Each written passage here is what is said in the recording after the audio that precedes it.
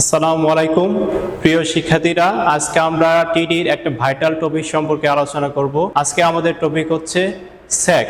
প্রথমে জেনে নেই সেক কি। পুল দুইটির যে বিন্দুতে তার টাঙ্গানো হয়েছে সেই দুটি বিন্দুর সংযোগ সাধনকারী কাল্পনিক রেখা থেকে তারটির সর্বোচ্চ ঝুলকে সেক বলে। এখন আপনাদের মনে প্রশ্ন জাগতে পারে, সেক কেন এত গুরুত্বপূর্ণ, বাস্তব জীবনে কি পায় এর গুরুত্ব। ওভারহেড লাইন ডিজাইন করার সময় একজন প্রকৌশলীকে সেকের বিষয়টা খুবই গুরুত্বের সাথে বিবেচনা করতে হয়, কারণ সেক খুব কম বা খুব বেশি হলে ক্ষতিকর। জানি আমার এই প্রশ্নটা শুনে আপনারা দুটি প্রশ্নে দুটি গ্রুপে বিভক্ত হয়ে গেছেন। একটা গ্রুপে সবার মনে একই প্রশ্ন, সেক কম হলে ক্ষতি কি। উত্তর হচ্ছে, হ্রাসকৃত তাপমাত্রায় বা শীতের সময় কন্ডাক্টরের উপর অতিরিক্ত টান পড়লে তার ছিঁড়ে যাওয়ার সম্ভাবনা থাকে। দ্বিতীয় গ্রুপে সবার মনে একটা ভিন্ন প্রশ্ন হয়তো সৃষ্টি হয়েছে, সেটা হলো সেক বেশি হলে সমস্যা কি। সেক খুব বেশি হলে লাইন সাপোর্টের উপর বেশি চাপ পড়ে, এজন্য অধিক শক্তিশালী সাপোর্টের দরকার হবে।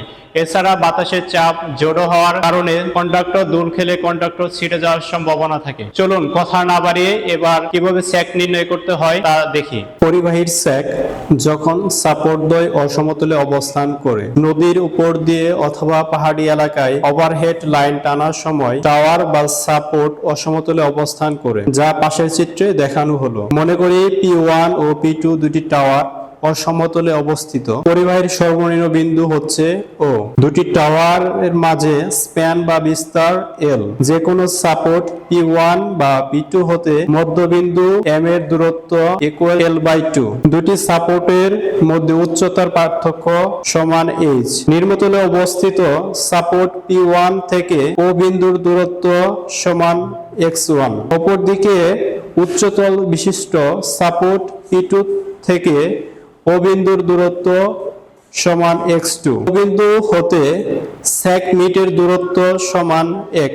নিম্নতল সাপোর্ট P1 এর সাপেক্ষে সেক সমান s1। অপরদিকে উচ্চতল সাপোর্ট P2 এর সাপেক্ষে সেক সমান x2।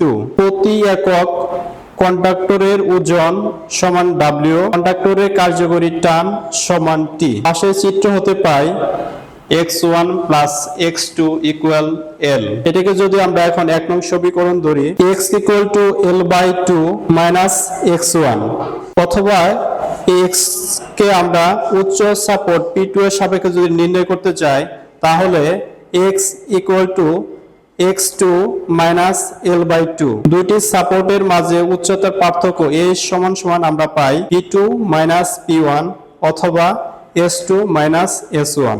আমরা জানি সেক S সমান সমান WX square divided by 2T। তাহলে নিম্নতল সাপোর্ট P1 এর জন্য sag S1 equal to WX1 square divided by 2T। অপরদিকে উচ্চতল সাপোর্ট P2 এর জন্য sag S2 equal to WX2 square divided by 2T। পরীক্ষার প্রশ্নে ম্যাথগুলোতে সাধারণত ওজন, টান, উচ্চতা এবং স্প্যানের মান দেওয়া থাকে। অজ্ঞাত রাশি থাকবে x1 এবং x2। তাই অজ্ঞাত রাশির মান বের করার জন্য আমাদের এমন একটা ইকুয়েশন দাঁড় করাতে হবে যেখানে ওজন W, দুটি স্প্যানের পুলের পার্থক্য h, টান T এবং স্প্যান L দেওয়া থাকে। আবার h সমান s2 মাইনাস s1 সমান সমান WX2 square divided by 2T minus WX1 square divided by 2T।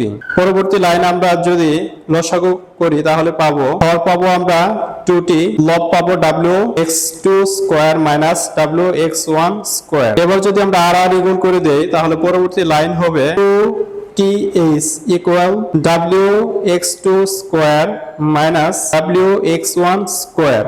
এখন যদি রাইট হ্যান্ড সাইডে আমরা W কমন নেই তাহলে পরবর্তী লাইন পাবো 2TH equal W into x2 square minus x1 square। Right hand সাইডে W গুণ আকারে আছে, যদি তাকে আমরা বাম পক্ষে নিতে যাই তাহলে W বাম পক্ষে ভাগ হয়ে যাবে। তাহলে আমরা পাবো 2TH divided by W equal x2 square minus x1 square। এখন যদি আমরা এ স্কোয়ার মাইনাস বি স্কোয়ারের ফর্মুলা বসিয়ে দেই তাহলে পাবো x2 plus x1 into x2 minus x1। এখন যদি x2 প্লাস x1 এর মান বসিয়ে দেই তাহলে পরবর্তী লাইন পাবো 2th divided by w equal l into x2 minus x1। এবার যদি আর গুণ করে দেই এবং এর কে বাম পক্ষে নিয়ে যায় তাহলে পাবো 2th divided by WL equal to x2 minus x1। আচ্ছা, ইকুয়েশনটা যদি আমরা এখন সাইড চেঞ্জ করি, x2 minus x1 কে লেফট হ্যান্ড সাইডে নেই এবং 2th divided by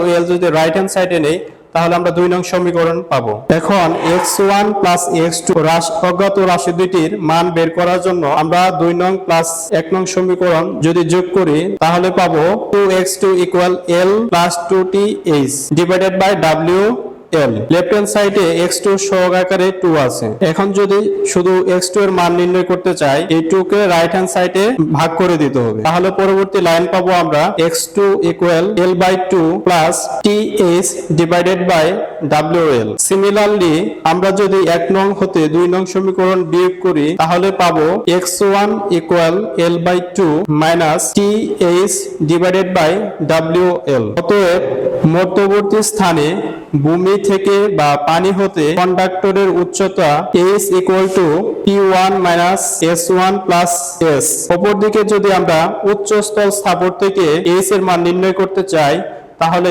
h equal to p2 minus s2 plus s। পাশে অসমতলে অবস্থিত স্থাপত্যের সেগের সব ফর্মুলা দেয়া হলো। প্রিয় শিক্ষার্থীরা, পরবর্তী ক্লাসে আমরা জানবো কিভাবে সেগের ম্যাথ সমাধান করতে হয়।